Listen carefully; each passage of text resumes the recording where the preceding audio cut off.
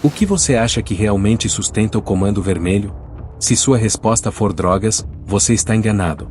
Maconha e cocaína são apenas uma parte do jogo, o dinheiro de verdade vem de outro lugar. O que você vai ouvir agora é algo que poucas pessoas sabem.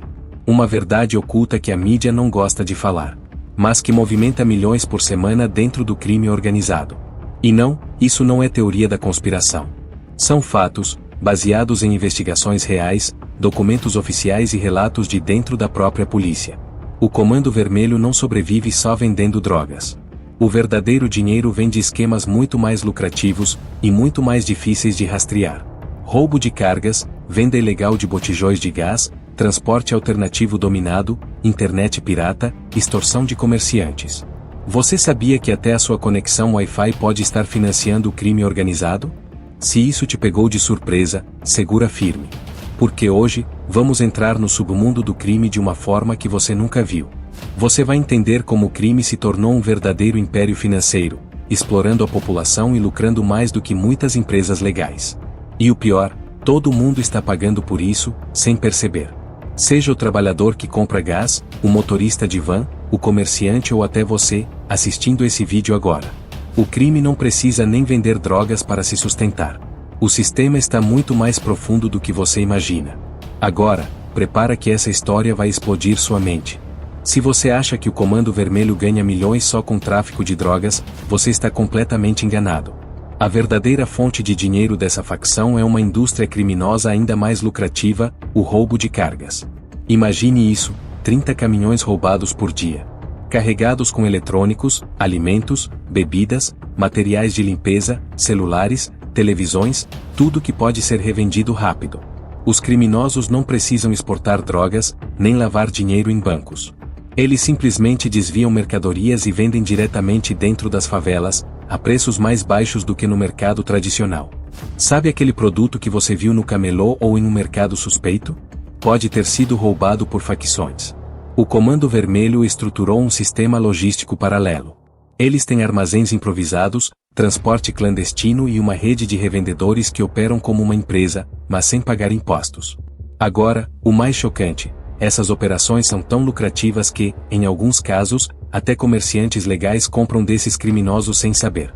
Mercadorias roubadas são revendidas em supermercados, feiras e pequenos comércios, misturadas com produtos regulares. Ou seja, o crime está literalmente dentro da economia formal. E os caminhoneiros? Eles são obrigados a pagar pedágios para atravessar áreas dominadas pelo crime. Se recusam, são roubados. Se resistem, podem ser mortos. O esquema cresceu tanto que foi criada uma delegacia especializada para investigar esses roubos, a Delegacia de Repressão ao Roubo de Cargas. Mas sabe o que aconteceu? Os próprios policiais dessa delegacia foram flagrados vendendo 16 toneladas de maconha e 29 fuzis para os criminosos. Isso significa que, enquanto a polícia supostamente combatia os crimes, ela mesma estava negociando com os bandidos. A corrupção dentro dessas operações permite que o roubo de cargas continue crescendo. Para o crime organizado, é um negócio perfeito. Não precisa de laboratórios ou plantações, como no tráfico de drogas. O risco de ser pego é menor do que no tráfico. A mercadoria tem alto valor e pode ser revendida rapidamente. Com lucros que podem chegar a milhões todos os meses, as facções investem pesado nesse esquema. O resultado? O Rio de Janeiro virou um mercado paralelo gigante, onde produtos roubados circulam livremente.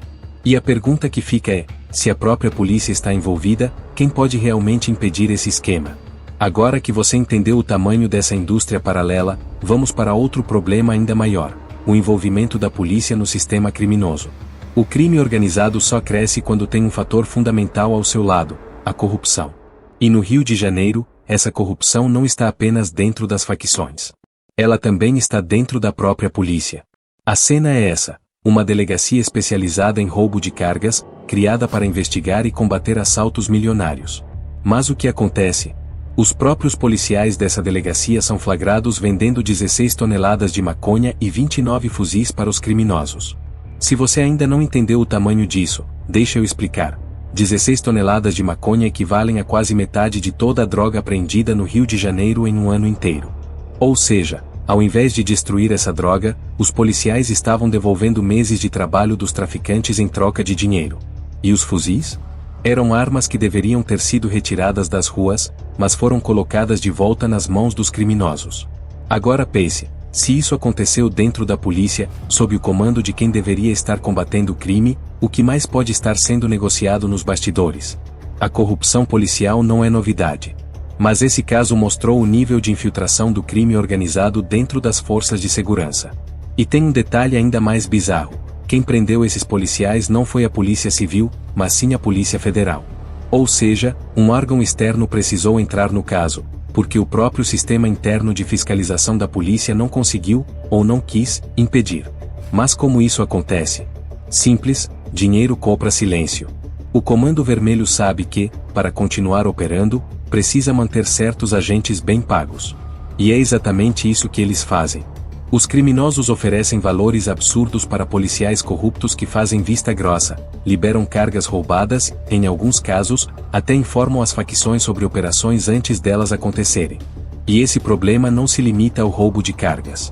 A corrupção está espalhada em todos os setores do crime organizado. Seja no tráfico de drogas, na extorsão, no transporte alternativo ou na venda ilegal de gás. A polícia que deveria proteger a população muitas vezes está servindo ao crime. E no fim das contas, o cidadão comum é quem paga o preço. Mas se você acha que esse é o único meio que as facções usam para enriquecer, espera só até descobrir como elas controlam até os serviços básicos da população. Você pode não perceber, mas o crime organizado cobra imposto. E adivinha?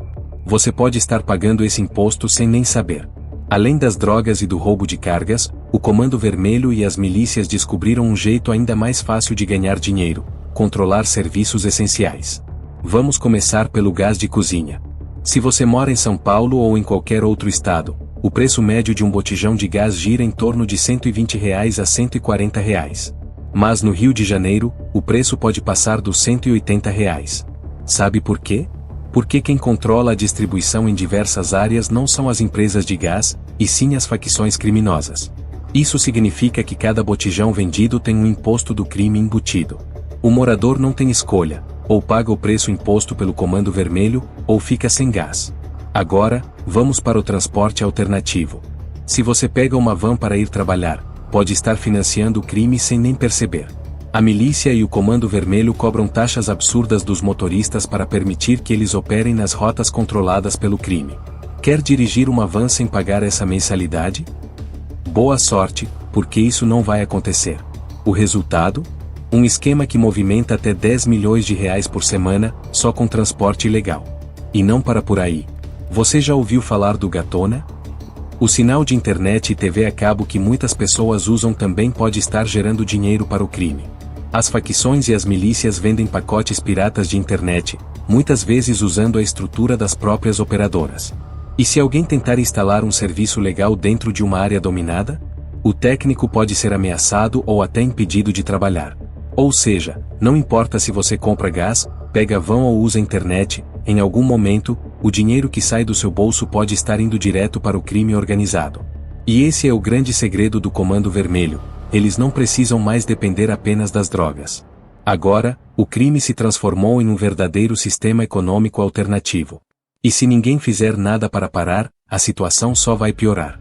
Mas qual o impacto real disso na vida do cidadão comum? E, mais importante, há alguma saída para quebrar esse ciclo? É isso que vamos ver agora. O Comando Vermelho e as milícias já não são apenas organizações criminosas, elas se tornaram um verdadeiro império financeiro. Roubo de cargas, gás, transporte, internet, extorsão, tudo isso gera milhões toda semana, e quem paga a conta é a população. O trabalhador que compra um botijão de gás mais caro. O comerciante que precisa pagar taxas para operar. O motorista que é forçado a dividir seu lucro com criminosos. A realidade é brutal. O crime não precisa mais das drogas para continuar lucrando.